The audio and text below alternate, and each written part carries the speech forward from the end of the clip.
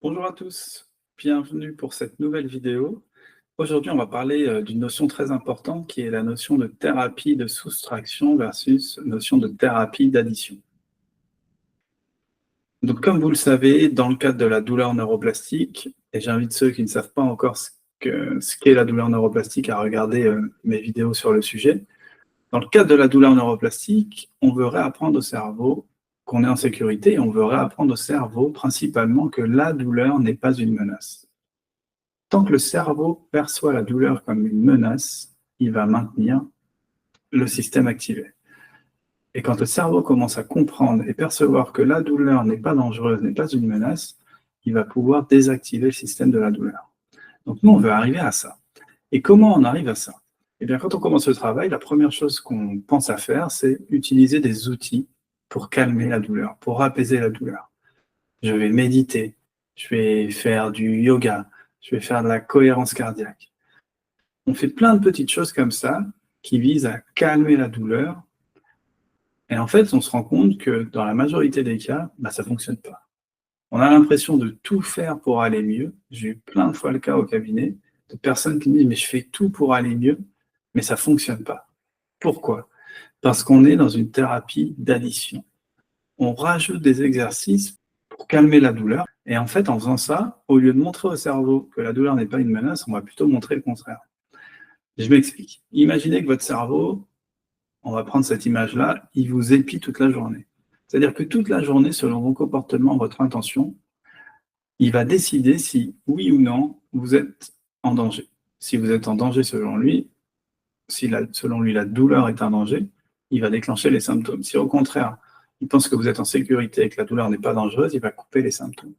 Quand vous faites plein d'exercices comme ça, à votre avis, quelle va être la perception du cerveau? Si on fait plein d'exercices pour calmer la douleur, nécessairement la perception du cerveau sera que la douleur, elle est dangereuse. Pourquoi? Parce que si elle n'était pas dangereuse, on n'aurait pas besoin de faire tout ça. D'où l'arrivée de la notion de thérapie de soustraction. L'objectif de la thérapie de reconditionnement de la douleur et de toutes les approches corps-esprit, ce n'est pas d'ajouter des exercices pour calmer la douleur, c'est de se libérer de la peur qui nous a fait aller utiliser ces exercices. On a mal, on a peur, on utilise des exercices. Nous, ce qu'on veut, c'est se libérer de la peur. Faire moins d'exercices, faire moins de choses. Quand vous avez mal, et que vous vous dites « Ok, pas grave, je vis ma vie », la perception et l'interprétation du cerveau, ça sera nécessairement que la douleur, elle n'est pas dangereuse, puisque vous n'en préoccupez pas, puisque vous n'avez pas besoin de faire un exercice pour la calmer, puisque vous ne vous inquiétez pas, le cerveau comprendra que la douleur n'est pas menaçante. Et c'est là que la guérison peut commencer. Ça, c'est un sujet qui est très, très important et crucial. Il n'y a aucune quantité d'exercice suffisante qui pourrait vous aider à vous libérer de la douleur. Vous pouvez essayer de méditer plus, faire plus de cohérence cardiaque, vous verrez que ça ne fonctionnera pas. Parce que ça va maintenir l'idée pour le cerveau que la douleur est quelque chose dont vous devez vous débarrasser. Alors qu'au contraire, quand vous décidez de réagir calmement à la douleur, sans nécessairement aller faire un exercice à chaque fois qu'elle est là, que vous dites que ça va finir par passer, et vous passez à autre chose, la perception du cerveau, c'est qu'a priori, c'est pas quelque chose de dangereux.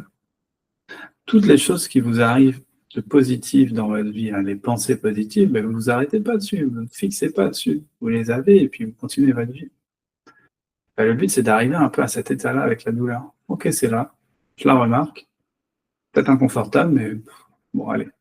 Je vais essayer de montrer à mon cerveau que ça ne me gêne pas et je suis en sécurité. Et comment je fais ça? On sent rien, en continuant à vivre. Et ça, c'est vraiment, encore une fois, un point très important. Alors maintenant, est-ce que ça veut dire que je ne fais plus du tout d'exercice? Il ne va pas nécessairement. Et là aussi, c'est un deuxième point, une deuxième subtilité à comprendre, c'est que si vous utilisez des exercices comme le repérage somatique, les exercices ne sont pas faits pour calmer la douleur dans l'instant. Un repérage somatique est fait pour apprendre à observer la douleur sans peur. Donc encore une fois, vous voyez l'exercice, si vous le pratiquez, non pas comme un exercice pour calmer le symptôme, mais un exercice pour soustraire, encore une fois, soustraire la peur. Tous les exercices que vous faites doivent être là pour accepter l'expérience du moment. Apprendre au cerveau que l'expérience du moment, que ce soit une douleur, une émotion, c'est OK, qu'on n'a pas à la craindre. Donc tous les exercices, si on les met en place, on doit les mettre en place avec la bonne intention.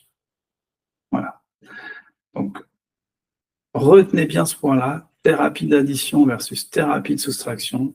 Je reste persuadé que la thérapie de reconditionnement de la douleur et l'approche corps-esprit, ce sont des thérapies de soustraction.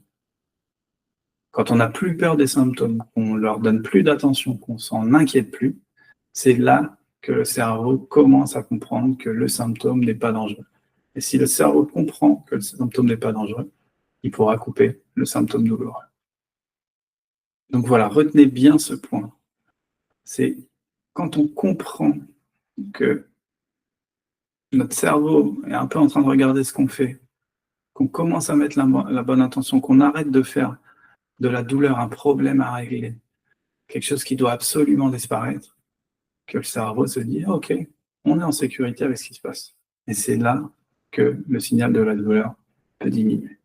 Donc, thérapie de soustraction versus thérapie d'addition. Et nous, on va plutôt aller chercher la thérapie de soustraction. Voilà, j'espère que cette petite précision vous aidera aussi à avancer sur votre chemin. Je vous souhaite une très bonne journée. Je vous dis à bientôt.